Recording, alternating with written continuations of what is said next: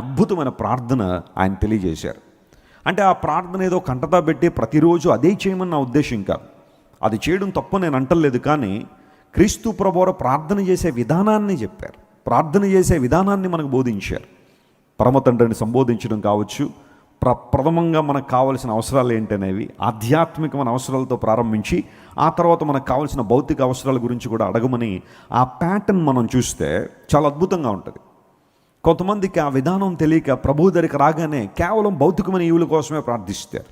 భౌతికమైన ఈవుల కోసమే ప్రతిసారి దేవుని దగ్గరికి వచ్చి వారు కన్నీళ్లకు అరుస్తుంటారు. కానీ యేసు ప్రభు చెప్పిన ప్రార్థన విధానం ఎప్పుడైనా అవకాశం ఉంటే మనం ధ్యానం చేస్తాం. పరలోకమందున మా తండ్రి నీ నామము పరిశుద్ధపరచబడును గాక. అక్కడి నుంచి ప్రారంభించిన ప్రార్థన ఒక్కొక్క భాగాన్ని మన మత్తయి సువార్తలో కూడా ఈ భాగాలు మనం చూస్తాం. అయితే క్రీస్తు ప్రభు వారు చెప్పిన ఆ ప్యాటర్న్ చాలా గొప్పది. నేను దాన్ని టచ్ చేయాలని అనుకోవట్లేదు. కానీ ప్రభువా మాకు ప్రార్థన నేర్పించు. ప్రార్థన అంటే ఏంటి? ఇప్పటికీ చాలామందికి అర్థం కాని విషయం ఏంటంటే ప్రార్థన అంటే ఏంటి అనే ఆ ప్రశ్న అడిగితే కొంతమంది దగ్గర ఇంకా ఆన్సర్ ఉండదేమో. ఏమోనండి, అదే ప్రార్థన అంటారు కదండి, దానికి వెళ్ళి కాసేపు కూర్చుని మాటలు వినేసి కాసేపు మాకు కావాల్సినవి అడిగేసి వచ్చేయడమే ప్రార్థన అనుకుంటామని చాలామంది అనుకోవచ్చు. కానీ బైబిల్ గ్రంథంలో ప్రార్థనకు చాలా ప్రాముఖ్యత ఉంది.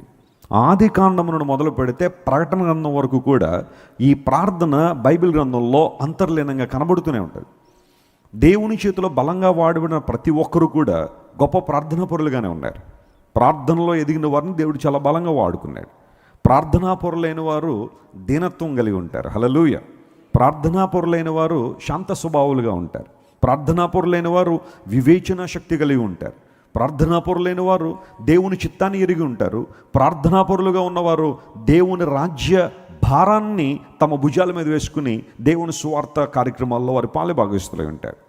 అందును బట్టే ప్రభువా మాకు ప్రార్థన నేర్పించు అని అడగగానే యేసు ప్రభు ప్రార్థన అంగీకరించి లేదా వారి మాటకు అంగీకరించి ప్రార్థన చేయడం అంటే ఏంటో ప్రభు నేర్పించారు. ప్రభునందు ప్రియులారా, ఈరోజు నేను ఒక 3 విషయాలు బైబిల్ నుంచి మీతో మాట్లాడతాను. ప్రార్థన అంటే ఏంటి, ప్రార్థన ఎలా చేయాలి అనే విషయాలు ఒక బేసిక్ థింగ్స్ అయినప్పటికీ కూడా కొంచెం జాగ్రత్తగా మనం పరిశీలన చేస్తే పరిశుద్ధాత్మ దేవుడు కొన్ని విషయాలు మనతో స్పష్టంగా మాట్లాడతారు. And one of the primary descriptions about prayer that the Bible says, it's all about talking to God.